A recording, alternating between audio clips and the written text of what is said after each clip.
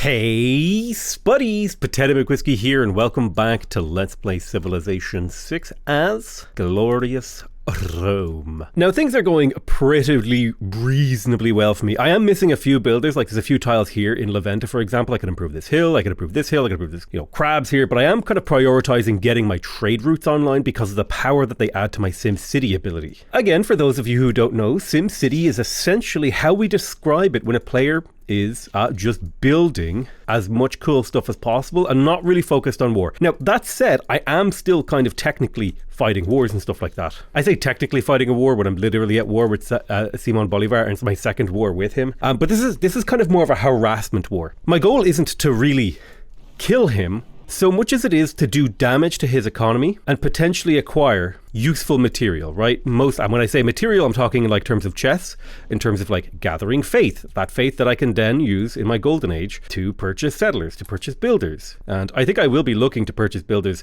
once I have Liang established in the city, and then I'll start maybe building more settlers when we get up to a certain point. There's a ton of potential city settlers here for me. Let's get rid of this man-at-arms guy. We'll attack this pikeman. And then if we take a look at our tech tree, let's kind of take a look at our standings. So we have printing for the +3 combat strength. We have military engineering for niter. We still have to get niter unlocked. We could make our way towards gunpowder. I think it would be good to get universities to tech up a little bit. We definitely need to get a builder over to Ravenna to get that niter online, and we definitely need to get more settlers. So we're kind of like, we're in a bit of a crunch. And for those of you who know, me and my games and what a crunch means. A crunch is basically when you're at a phase of the game where you have too many things to do and not enough resources to achieve all the things that you need to do. I'm hoping that I can maybe swing around here with my man-at-arms to the left side of the Grand Colombian Empire here and see if I can maybe swing in here. There's like a couple of districts I could pillage here just to see if we can get a little bit more value from this war. I think we've managed to make good achievements. It's kind of annoying that I'm suzerain of Auckland, but I can't see them because I have the city-state vision bug. I wish I knew how to fix that because I have reloaded the game. I've restarted the game. And it just does not seem to want to do it. Okay, can I get this kill? I can just about get this kill. I need to send you back to go get promoted into like a man-at-arms or something. Let's do damage to the city. Do I want to conquer this? I think I just want to pressure it. That way Simon Bolivar will be more amenable towards peace. We run through here, do a bit of pillaging. Plus, all this fighting is also leveling up our troops, which is something we also want to do. Let's go ahead and kill this here. You step back on. My crossbowman here took a bit of damage, but he will have a promotion, which is excellent. We'll take Arrow Storm, and we'll continue to pressure this city. Plus, it's also helping level up my units. You've taken a significant amount of damage. Why don't you jump into defensive terrain? You go ahead and pillage. If you stand here, you get shot by 3 things, whereas if you go here, you'll be fine. Now, I've lost suzerainty of Nalanda, which is not good. Who's got it? No, they've just broken my suzerainty. So is there somewhere on the tech tree? I don't like this. I can't like scroll. My scrolling isn't working on the... Oh, what have they done to the game? No, I can't like scroll the tech tree with my mouse wheel. What have they done? I need to reload my game. Maybe that'll fix it. I'm gonna be honest with you guys. My desk is a travesty. There's just so much shit on my... I need to clean my desk. No, it still doesn't work. Bro, this is so annoying. I want to be able to scroll my tech tree. No, what have they done? I need to restart my game. I'm sorry. Oh my god, it works now. Do you know how nice it is to be able to scroll the tech tree? Okay, I was nearly going to get on Twitter and start putting the devs on blast for making stealth changes to the game, because god damn was that infuriating. Let me tell you, there's a reason I'm not quick on the old Twitter trigger finger. Oh, pillage a trade route for 300 gold. You come in this way. I'll position you here for a little bit of healing, and you can come join the front line. You hang out there. We might be able to get a little bit of pillaging going on here. We might have to get a hasty retreat. There is a Grand Colombia crossbowman and a city and an encampment, all potentially shooting us here. Can't promote a Nalanda yet. Was there? Oh, that's what I was looking for. I was looking for maybe an easy envoy that I could get. Yeah, I could get military training. That's an envoy in 5 turns. It also potentially unlocks the raid card, which I could make really good use of. Can you step here and then punch this guy? You have a promotion in the bank, so you will be able to level up. Let's try and just do a little cycle around Panama. We could potentially punch Panama, but there's juicy farms over here that we can heal off of, so that's kind of why I'm heading in that direction. Do I want to kill Caracas? I don't think I want to kill it, but I would like to conquer it to get a level up on this guy, so I will. I'll keep the city for now, just again because it's hurting him. Now, you don't get the gold for conquering it again, sadly. If you did, that would be amazing. Right, crossbowman, and we'll get ourselves another man-at-arms. That way we can set it back to hold this. So you come through here, kill that crossbowman. You take the urban warfare promotion, very nice. Now, you'll get hit a couple of times, but you'll get a farm pillage next turn, so you should survive. So unfortunately, I do think it's time to destroy this barb outpost. We got a lot of value from it, 3 era score. And we're going to go ahead and settle on this iron as we had planned for a really, really good district there. Good job, you just barely survived. Very close. If that horseman had attacked, you would have died. Now you can pillage for health. Get the battering ram up nice and close. Okay, so he has medieval walls now, so we can't actually break this city's walls. That's fine. We're probably going to be looking to get a retreat on. There's not really much more in the area for us to pillage. So I'll step this guy to the left, pillage that farm, and then try to Zoidberg him out of the city. Lovely. We got another trade route available here in Mediolanum. The city already has a trade route.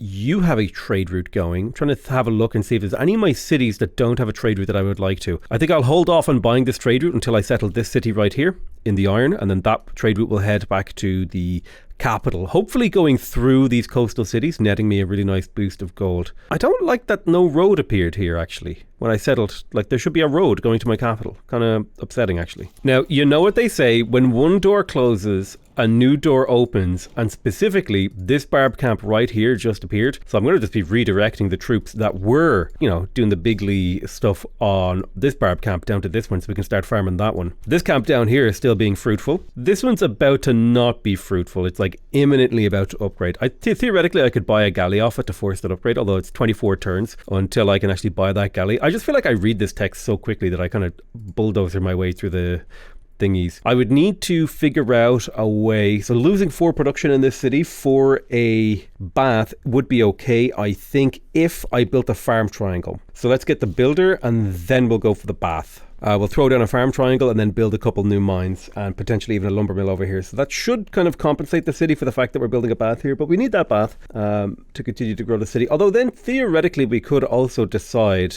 to just buy builders. I could also buy a settler. I might buy a settler from Arpinum. I need to explore over here a little bit. I'm going to buy a settler.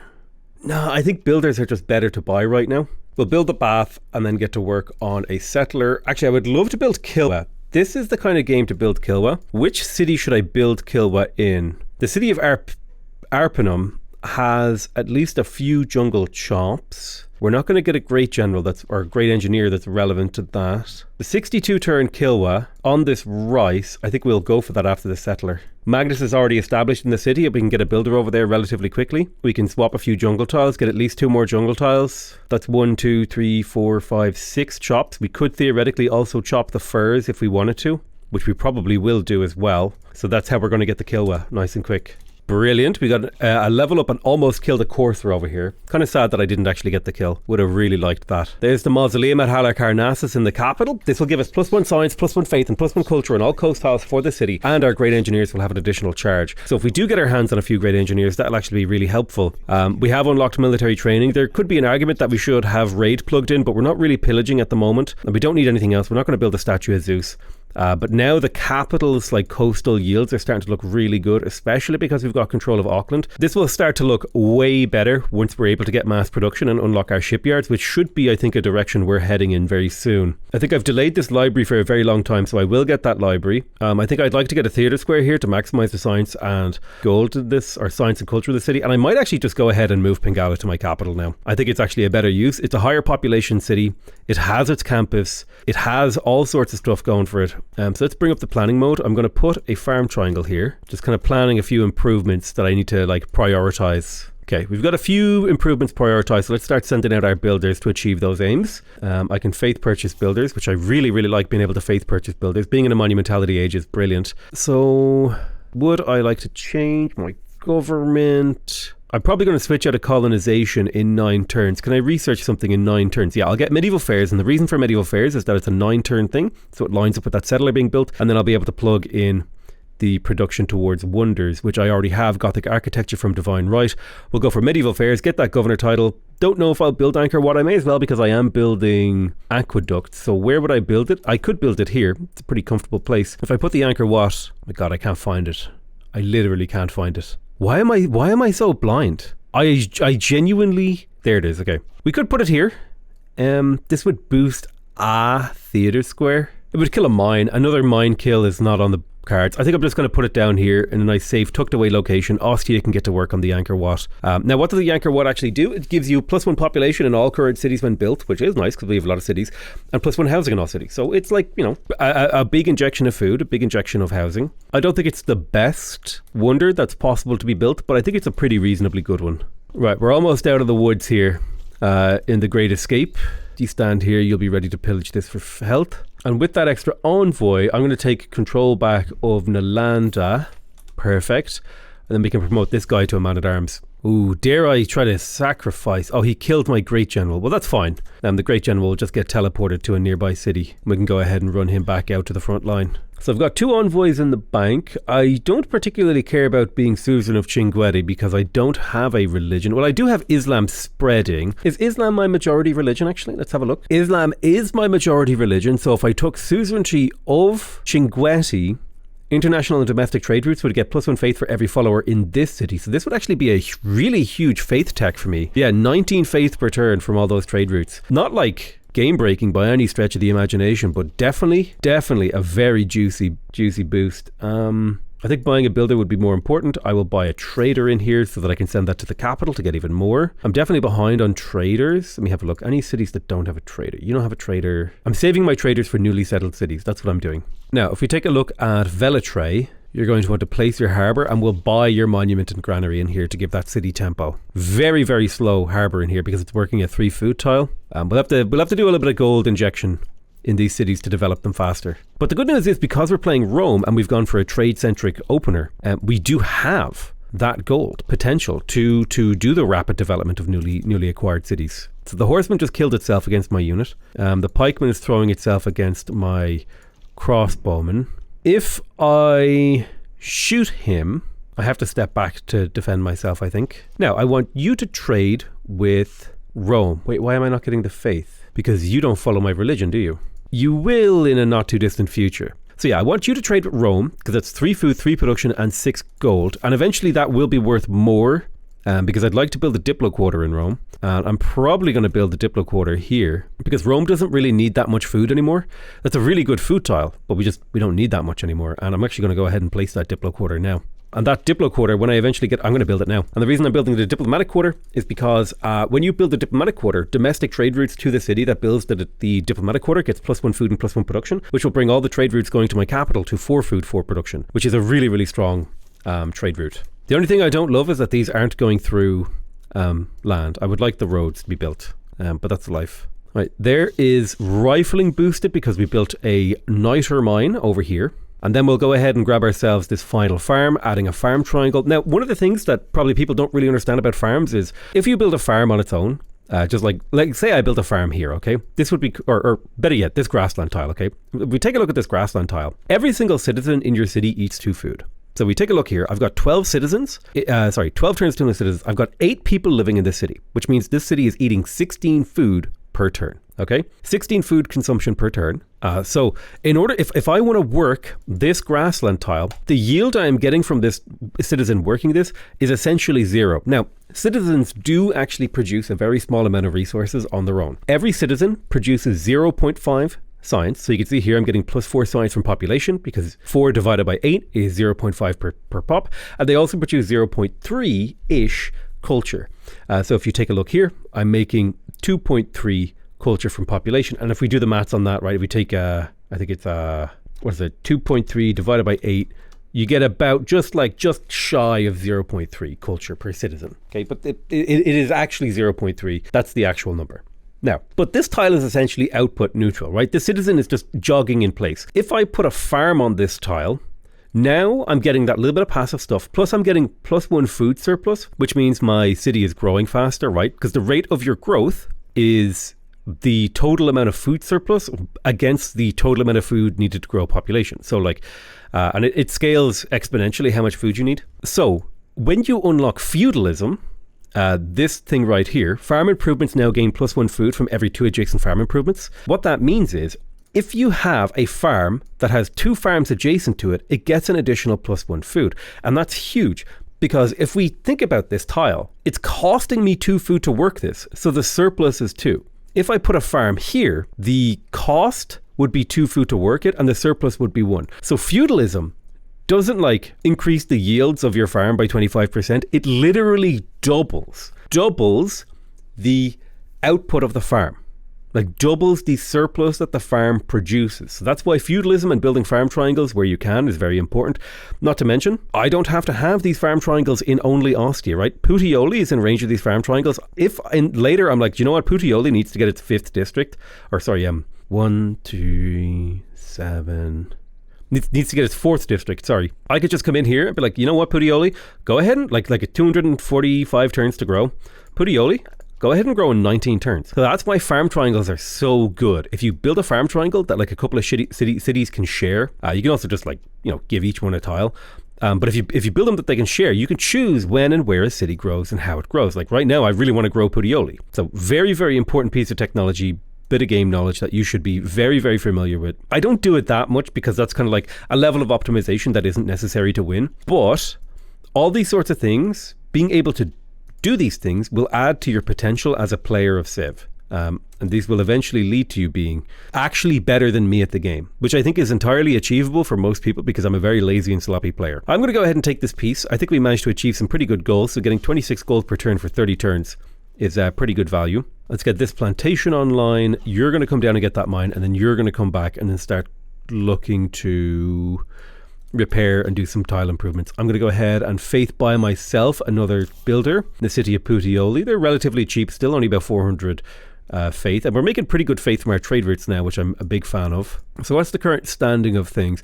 I think generally we're making really good progress. Now the rate of progress is rather slow because we started this game at 303. It's now 315, so I need to speed things up a little. The good news is we do have another golden age secured. We have 87 out of 84 era score. We're in a monumentality golden age. We might go to, well, what era are we in? We're going to Renaissance. I don't know if you can do monumentality again in Renaissance. I can't remember. Let's go ahead and we'll do a pre-chop on this campus here. So we have a +3 campus that we want to get placed. It's going to take 38 turns. However, if I pre-chop for 225 production, it'll only take 24 turns. And then we can find this city. You know, I might give this city this mine because it's so bad. It's down bad for production. So this mine now belongs to you.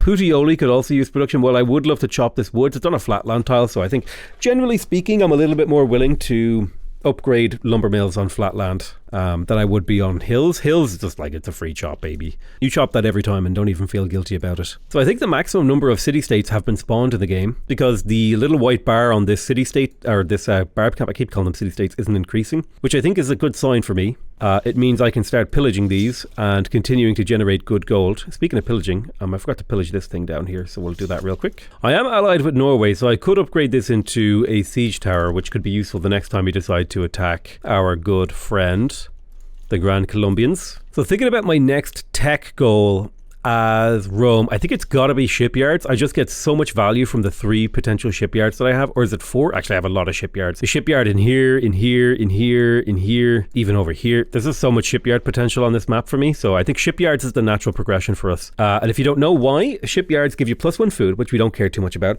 The more important part here is the second line in the text. It says bonus production equal to the adjacency bonus of the harbour district.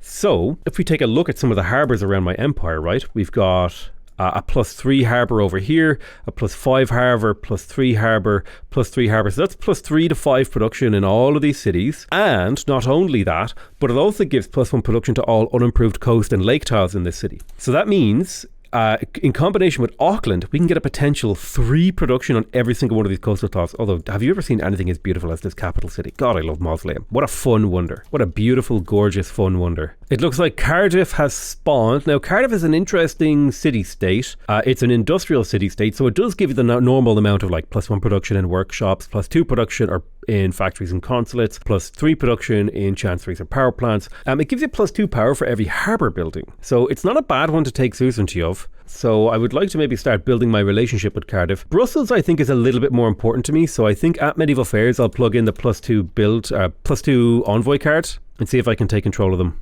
Right, so Medieval Fairs is going to trigger a change in our government. We don't need colonization for the foreseeable future.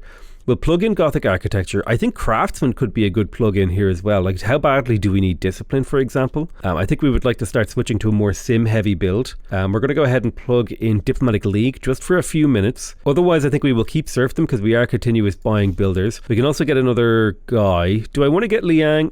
I mean, I really like promoting for the fishery, but I don't think we're going to bother with the fishery. I think we're going to go ahead and take...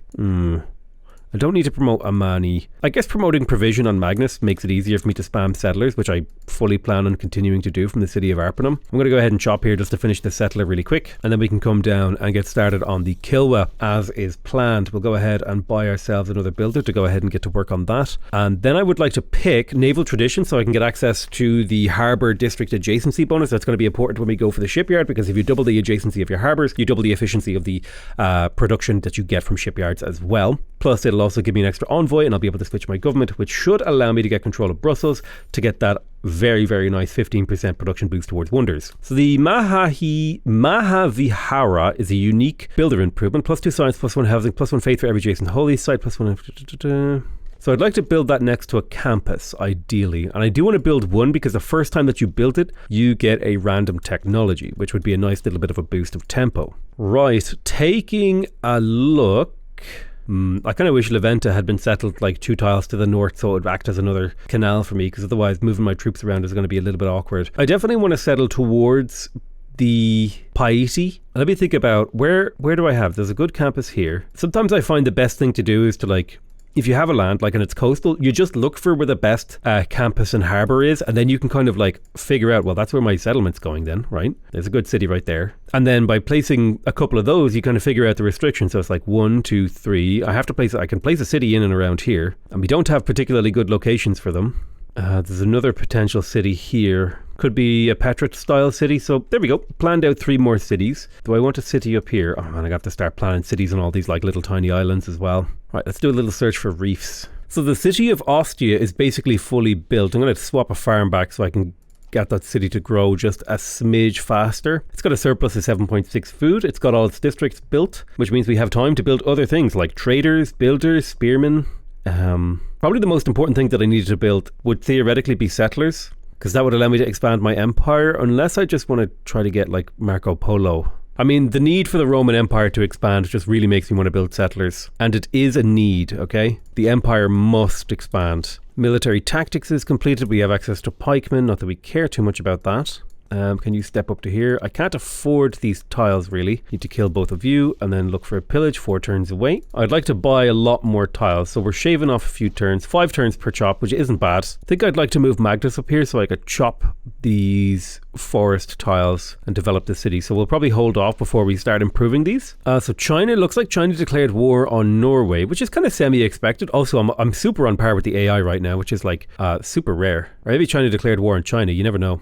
All right, let's sell off our luxuries. Let's buy some luxuries. Anyone want to buy my strategics? You'll buy horses. What about niter? I want to keep my niter for myself because that's actually useful for me. Leventa just finished a new trade route in the lighthouse. We can come in here and buy ourselves a trader in the next few turns. How important is it to me to get the campus in here versus building something like the Colossus? I think I'd really like the Colossus. Extra trade route, that seemed fun to me. Let's do it. Obviously harbour first. Don't forget my harbours in this era, they do give me science. So there's a very big incentive for me to build them. Right, we buy a trader for the city. And by the way, the trader in here brought down the number of turns to finish that to like sub 100 turns. And the city's barely even developed. We have the diplomatic quarter in the capital. That has now finally upgraded every single one of my trade routes that are going to Rome to be plus 4/+4s. I don't know why this one, it just hasn't visually updated yet, but it should. Now it's a question, we could go for the consulate. It's actually really good value. The +2 influence points per turn are actually super useful, especially because we are in monarchy and we get a 50% bonus to that, so it's actually +3 influence.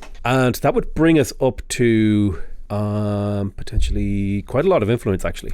15 influence I think is what we could reach. I can't remember. Do I put a plantation here or a farm? I think we put the plantation here. 3 food, 1 production, 2 gold is a decent tile. We chop the woods to finish the Kilwa faster. Very, very close to finishing Kilwa already. I'm loving the fact that we just finished an industrial zone in Puteoli. We're going to get to work on that dam. That's a really nice adjacency, +5.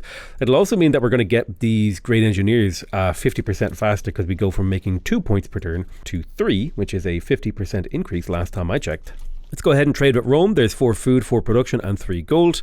Doesn't really pass through any of my cities, but more importantly, it just gives this city like a massive amount of tempo, basically just triple the production. It'll grow really quickly. The faster a city grows, the faster it grows to the tiles that it can work. The faster it grows to the tiles that it can work, the faster it just has tempo. Let's go ahead and cancel this settler in favor of getting the Angkor Wat. I think the Angkor Wat is better value when my empire is this big. I really don't like, I think I might have mentioned this before, but I really don't like how focused on great scientists that the AI is. We just got harbor adjacency bonuses. I'm going to wait a few turns before I plug that in, but that does mean we have an extra envoy. Is that enough? It's almost enough to take control of Brussels, sadly. Ayutthaya would be amazing if I could get control of them. 10% of a culture cost or production cost getting converted to culture when you construct buildings would be amazing if we could get it. Candy isn't great for me, I think. Although free relics, I could get a lot of free relics out of that. So we broke the suzerainty of Brussels and we'll soon be able to take control of it. Let's go for diplomatic service so that we can get access to spies as well as the chancery for that extra influence per turn, especially because we're monarchy, remember, so we want that influence. We just finished the library in Mediolanum. We need to think about what our third district is. So when we're thinking about our win condition as well, what is our win condition? Our win condition is domination, and so for domination you need three things.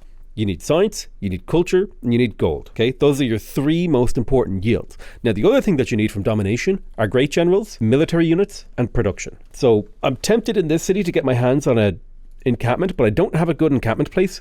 Anywhere I put the encampment, it would be a threat to a tile, a good tile too. I suppose if I were to take control of this little chunk of land right here, let's see if we can sell off stuff. I'll see if I can sell off like 100 Diplo favor for enough to buy that tile. If I buy this tile right here for this city, I could place the encampment. This would give me the production that I need towards units. It would lead to me being able to get my hands on more great generals. It would just open up the late game in terms of military stuff for me. And I think we would like to go for a domination spree this game. I think Julius Caesar, he's like built for that. We could go for another pacifist science win. We did that with Abe, right? I think Julius Caesar, I think if you're playing him right, you're going for military victory. You know, the really important thing is we have like insane tempo. So we're basically like, if you imagine in the normal course of my games, this is like turn 110. In the normal course of my games, I would only now be like half of the AI science and culture. So the fact that we're playing on Marathon and we got a huge benefit from playing Julius Caesar in Marathon means that the upward curve, the acceleration of my empire is pushing me so fast and so high towards the AI in terms of a normal game scale that it's kind of genuinely terrifying just how close I am to the AI in terms of my yields, like my science, my culture. We almost have Kilwa. That's amazing. So one of the really important reasons that I'm building Kilwa is that not only does it give you 3 straight envoys when you build it, and we're playing a monarchy build where we're going for a lot of envoys, when you're suzerain of a city-state, you get a 15% boost to the type bonuses provided by that city-state. So that means if I'm suzerain of a faith city-state, right, I will get 15% extra faith in the city of Arpanum. Now, if I'm suzerain of 2 faith city-states, I will get a 15% boost across my entire empire. That's where it says, if you are the suzerain of 2 or more city-states of that type, an additional 15% boost is given to all of your cities. So if I'm able to get suzerain of 2, say, I don't know, industrial city-states, that is a 15% production boost to all of my buildings and wonders and projects in my entire empire. Well, maybe it's only buildings and wonders. When producing buildings, wonders, and districts. So that's a huge stat swing. So that's why Kilwa is one of the best, possibly the best wonder in the game. Like in terms of meta, I think pyramids, Kilwa, Mausoleum, these are all wonders on that same sort of like game-changing tier. Let's go ahead and raid this clan. We'll also raid this clan. We're still making money from the raiding, so it's not completely insignificant, even at this late stage of the game. I've also played more turns in this game than I have in an average game of Civ. Like, just way more turns. It's kind of fun. I think it's cute. I think it's fun. So we'll chop here to get the Colossus faster. And we're going to use the gold and faith that we have to continue to buy set of builders. Although, do we have a trade route in the city? We did get a trade route there. We have a spare trade route capacity. I'm going to save that for my next city that gets settled. Puteoli could probably use a trade route, as could Ostia, although it has a trade route. Maybe the thing that I'm looking for in here are just builders. More and more 6-charge builders. So when we're talking about production efficiency, actually, builders are something that's like really interesting to talk about. So if we think about the return on investment for a builder, like a builder right now, right, it cost me 366 production. And let's say we're 300 turns into this game, and we might expect this game to last 600 turns. Okay, so if this builder gets me 1 production per turn, at any point in his life, he is paid for himself, essentially, right? He's nearly paid for himself. Now, that's in terms of investment. Now, I happen to know for a fact that these builders are able to get me multiple productions and multiple rewards. So that's why the other part of this is, that's why this card is so important, right? Because builders are already an incredibly important thing to invest into, right? Because they make, like, a 3-charge builder can not only chop tiles to speed up the production of the thing that you're building right now, it can like improve this mine. Like if we look at a naked grassland hill, like, can I find one? Yeah, naked grassland hill. Remember, talk about that surplus thing we talked about earlier. 2 food, 1 production. So the surplus of this tile is 1 production. A single build charge can bring that up to a 2 food, 3 production, tripling the tile surplus, right? This is the profit that you're extracting from the tile. Now, Plains Hills are slightly different calculation because they're 1 food, 4 production, but it's essentially the same, right? You're trading an extra food for an extra production, so you'll have to find that food from elsewhere, which is where farm triangles usually come in. So yeah, that's a consideration there. So builders like are an incredibly high return on investment item. However, they're very inconvenient to build. They're very, very inconvenient to build. And not only that, every time you build a builder, your builders get more expensive. What does that mean? That means you want to get the maximum number of build charges from a single builder. A, because each build charge is an incredible return on investment in of itself. B, your builders are getting more expensive. So the more build charges you get for less production, your economy is being way, way, way more efficient. I would have to build, if I didn't have Liang in the city, right, who's giving me +1 build charge in here, and I didn't have the +2 build charge card plugged in, I would be getting like 3 build charges here, which means I would have to build twice as many builders to get the same amount of land development. So this is like a really, really efficient thing that I really enjoy doing. He's starting to build Renaissance walls inside Grand Colombia. Okay, I was not expecting this. Let's go ahead and step you back and get you ready to be turned into a crossbowman. It's about time, honestly. So in order to break him, I'm almost certainly going to have to bring some kind of siege artillery of some kind, like bombards, artillery, whatever, because that's the only way to break Renaissance walls. Unfortunately, battering rams and siege towers no longer work in Renaissance walls. So there's Kilwa. We talked about why this was so good. We do get the era score. And we also get diplomatic service completed, which we'll talk about that in a moment. Well, diplomatic service kind of actually aligns with Kilwa because we get that +3 influence per turn. We get a 50% bonus to that, so it's actually 4.5 influence per turn. So we do want to get this built as fast as possible. It's the same reason that we're building the consulate right now for that +2 influence points per turn. But those 3 envoys from Kilwa, I'll be able to plug this into Brussels, boom, which should shave quite a lot of turns off of this Angkor Wat.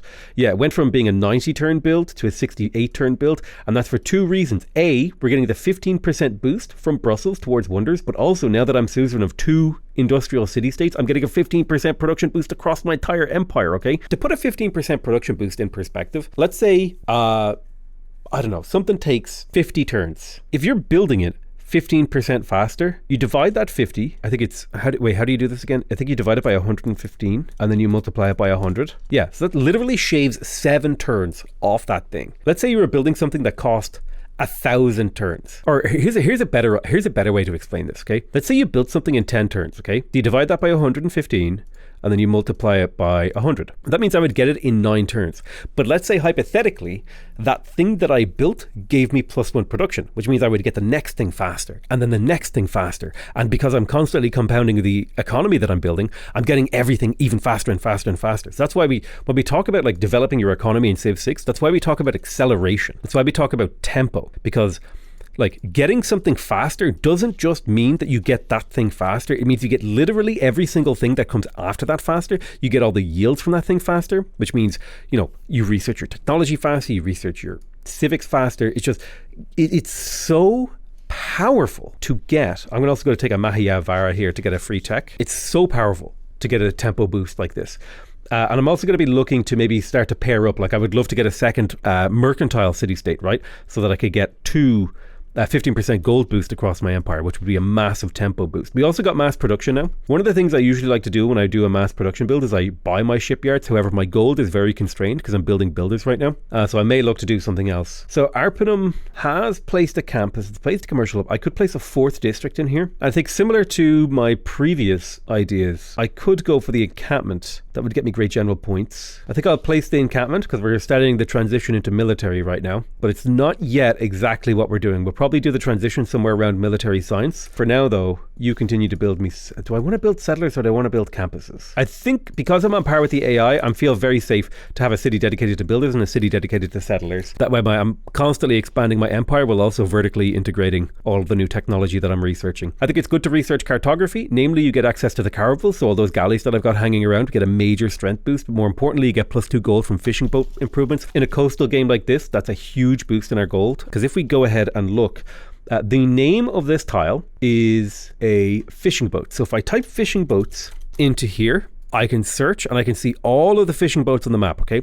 Every single one. Now, one little thing you can do is you can put a space and then type in Rome, and I can see that I have 10 fishing boats with the potential for more, obviously, because there's a ton of like fishing boats that I haven't quite yet managed to improve. So this tech right here is worth 20 gold per turn. 20 gold per turn, pretty respectable for just researching a technology. So I think that's a pretty good step forward. We also do now have access to spies. That's something we're going to have to get our hands on. And we should start thinking about heading towards nationalism, and also start thinking about what our late game conquering is going to look like. It's probably going to be some kind of steel timing push with artillery, because that's what... Well, you know what? Actually, if we're doing a steel timing push with artillery, we should immediately start building encampments and start building up our military. Because if we're doing a steel timing push with artillery, we'll need to get like to industrialization to build the coal power plant, and then get to refining and get to steel. And so there's like a lot of jumping around we have to do. And if we can get to artillery, we should be able to basically obliterate everyone on the map. So I think that actually pushes us away from building settlers. And it's time to think about like, okay, how is my military actually going to look in the next little while? I could recruit a great admiral. This will give me +1 sight range for all naval units, allows all naval units to move over ocean. We just got cartography, so that doesn't matter. But the +1 vision range for naval units isn't terrible, especially since we can get caravels very soon, which will allow us to explore and potentially find more city-states, potentially find more barb camps to start farming. So somehow, I don't like that this guy was able to spawn and scout me on the same turn. Unlucky. So if I'm thinking about what I really want to build in this city, the thing that scales my empire the fastest is probably shipyards. 4 production, 4 gold, 1 food. But the library is really cheap, so I'm just going to quickly grab it. It's a 4-turn library. Like, I know it says 12, but I'm always thinking in terms of the base game speed. So I think it was just like, if I had been a little bit closer to any other player this game, I could have very easily conquered someone super early. I think the distance between me and Grand Colombia just made it so that I wasn't able to really conquer him. Which is, unfortunate, but it does just mean we're going to wait until steel and do a steel timing push. I'm going to start bringing my man-at-arms back around again. Nice thing is, despite the fact that I've declared war on him multiple times, he seems more than willing to give me open borders, so I'll be able to bring my troops back home pretty easily. I can just like right-click him in this general direction. Get the kill, come on. Oh, you gotta be kidding me, dude. Maybe he'll retreat, we'll see. So we do get Marco Polo here, who will grant me a free trader in this city. It'll increase my trade route capacity by 1, which is nice. I do like trade route capacity. And it'll also allow foreign trade routes to the city to provide +2 gold. Not so important that we get the foreign trade route part, but the free trader is quite good. Especially because the city isn't actually trading with Rome yet, and that 4 production will go a long way. I got to give it to Rome for being a really, really good domination civ, and it's almost entirely down to the really strong internal trade routes. The fact that they get gold from trading with themselves is such a rare and unique ability when it comes to domination, because when you're doing a war game, we managed to win. When you're doing a war game, it's so rare that you have the ability to actually internationally trade. So being able to trade with yourself to get all that really, really important gold that's required to sustain and upgrade your army is actually like such a really powerful ability. Encampment finished in Arpinum. Now, if I'm doing a steel push, that means I probably want to do an artillery and tank push. There is a desert over here which has a high propensity to find oil. So I think that means I want to build stables rather than barracks, because the 25% combat experience for all cavalry and siege class units will be really helpful for a late game push. We managed to grab the consulate in Rome, giving us that +10. We're up to 10.5 influence per turn. I forgot to change my government. I'm going to pay for this change. To put in the +2 influence points per turn towards earning envoys. Do I want to change anything else? I could keep Gothic architecture in. I think I want the harbour district adjacency, actually. That's really, really good. I can take out oligarchic legacy on the temporary basis, actually, too, because I'm not really doing much in the way of fighting. It wouldn't be bad to plug in urban planning. +1 production per city just gives me that little bit of production tempo, especially in like these newly settled cities that have relatively low production. +1 on them is quite good. So with the consulate finished, I would really like to get the chancery. This would give me a lot of envoy tempo, but I also really want the shipyard. 6 production from that bad boy. I think we go for this shipyard. How fast could I get the gold to buy it? So I need to find 3,400 gold. If I sell off a little bit of Diplo favor. Norway has a lot of gold, let me tell you. Yeah, I think we'll buy the shipyard in the capital because we have a ton of stuff we can sell off to gain gold. And so it'll only be a handful of turns before we get the shipyard. So we'll get to work on building the chancery. We built the encampment in Mediolanum, and same logic as before. I think we want to build a stable in the armory, but this city has a harbour and it's a +10 production harbour. You know what, I'm going to buy that one too. Let me think about how long that would take. It would take 10 turns. I think I build it. I hard build it. It's an 11 turn harbour, right? or 11 turn shipyard, because you have to divide every number in the game by 3 to get the actual number of turns it takes to build it. So cartography is completed. We could go for banking to get the bank. I think though we want to start pushing now hard down the bottom half of the tech tree, or do I want to kind of take a little bit of a bounce up to industrialization? Now, in order to bounce up to industrialization, it would be good for me to get my 2 workshops. How many workshops have I built? I have 1 workshop. So the dam would take 14 turns. The workshop will take 23. So I think dam workshop should be done before industrialization is teched. Then I'll be able to get my factories and my coal power plants and potentially coal, and also another +1 production towards mines, getting me even more production. So that all kind of aligns with the goals and directions I'd love to go towards. I wish there was I wish I could get a summary that would tell me like the total amount of production in my empire. That would be really cool. I can kind of see, you know, how much production, but I have to count it up. I would love to see something like this, like the totals button. I would love to see like total food, total production. That would be amazing. I kind of wish the report screen showed that. By the way, this report screen, it's part of the mod pack that I have. I need to actually put together my mod pack and actually start putting it in like the description of my videos. But yeah, basically it's like a super useful, like shows you all your units, where they are, what they're doing, you know, what their status is, what their level of promotions is, what extra special abilities they have. You've also got like a full gossip readout, so you can figure out Norway's been targeted for a declaration of war by Cahokia, all that sort of cool stuff. Let's be friends with Norway. I don't remember how long that lasts. 60 turns. Oh, was not paying attention. I let that man-at-arms kill a crossbow. Oh well, that's a ripperino. Have I met everyone in the game yet? There's only 1 person I haven't met. I'm now 2nd in science. That's ridiculous, dude. That's ridiculous. There's no universe in which I should be like anywhere close to anyone else in science in this game when they have an, what is it, 80% science boost? Insanity. Let's go ahead and reassign Magnus to Duro Cortorum. Now, eventually I would like to have Magnus just established in my capital city so that all the trade routes that I'm sending to my capital get that +2 food, which will allow them to continue to grow. That's going to be part of the plan, but it's not what we're doing right now. Do I harvest here? I think I harvest here. It just gets that harbour a lot faster. We got the library in Ravenna. You're going to build your harbour, hard build it, nice and quick. Dude, it's so devastating that this archer is just caught here on this little peninsula. I can't get him out of there. He's just stuck there forever. I got a lot of value out of that archer though, to be fair. Stable completed in Arpinum. It's a step towards where we need to be. I think we go for the armory now to get that +3 production. More importantly, it also gives us a 25% extra combat experience for all the units that will be built in the city, and an extra strategic resource stockpile, as well as a little bit of production, a citizen slot, and more importantly, great general points, which will help us a lot with getting some of those late game great generals, because the AI really focuses on science and great generals, like to an insane degree, to an obsessive degree, I would say. We are a little bit light on amenities, which is upsetting. It would be great if we could get a few more. The Colosseum is carrying us, but only so far. We're only at neutral amenities, which is not great. There's the Colossus, another trade route capacity. Very nice. We'll be able to make good use of that. I don't think it really changes much about our civ, right? It only really gives you a trade route capacity. Yeah, a little bit of extra gold and a free trader. Not a terrible wonder. I want to say Puteoli doesn't have a trade route with the capital, so I'll put this free trader into Puteoli. And I think Levent is going to get started on its shipyard. I almost have the cash. Do I have the cash?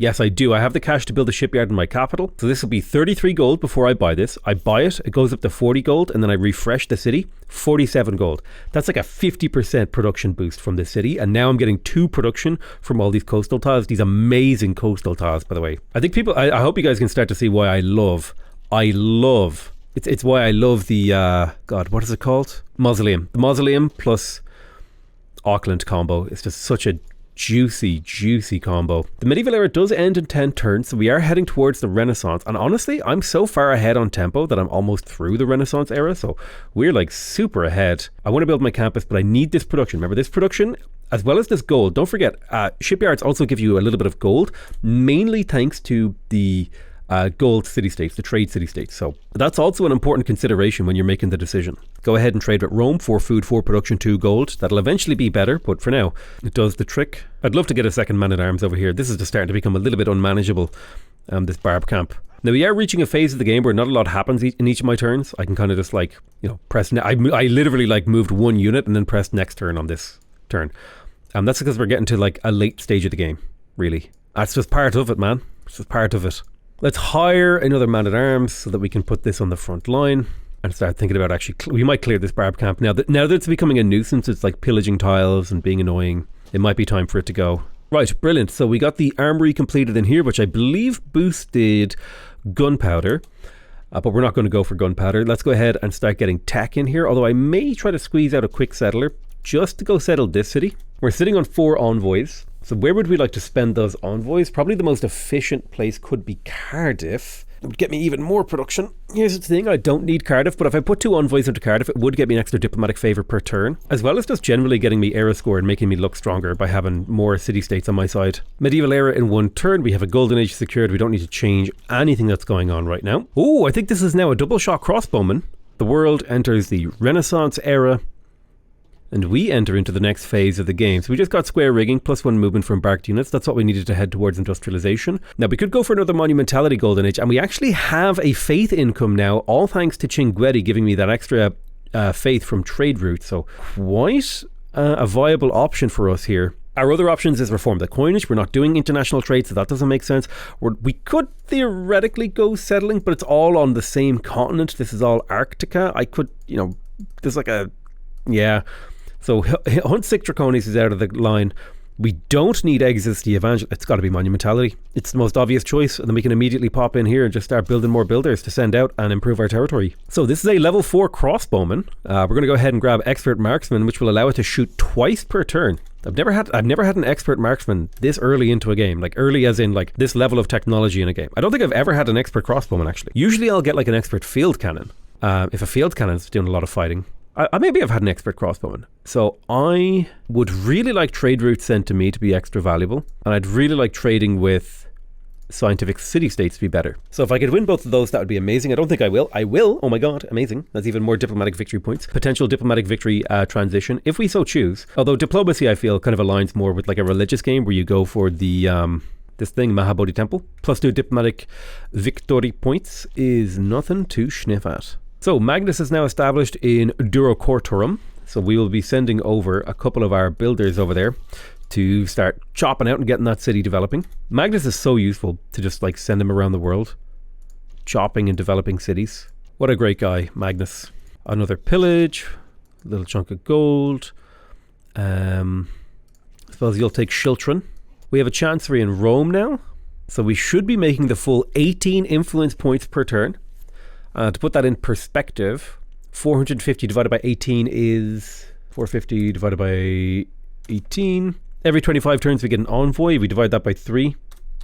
That would be an envoy every 8.3 turns in the base game equivalent. So chancery completed. Let's finish that library. I don't know if we'll go for the university. We should definitely build the bath actually, because the city is at its growth cap, and it's taking a 50% penalty to its growth from amenities, and we want the city to continue to grow because there's still more tiles it could work on the coast. There's at least 2 more tiles, so we definitely want the city to continue to grow. So Bath is just like the best choice here. All right, let's start chopping these woods. 400 production chops, very nice. We got the harbour in Brundisium, and I think on the verge of a new era, on the verge of the next phase of the game, and on the verge of making our way towards a steel push. I think I'm going to love you guys, and I'm going to leave you here. Thank you guys so much for watching. I hope you guys enjoyed this video. I love you all very much, and I'll see you guys next time. Bye bye.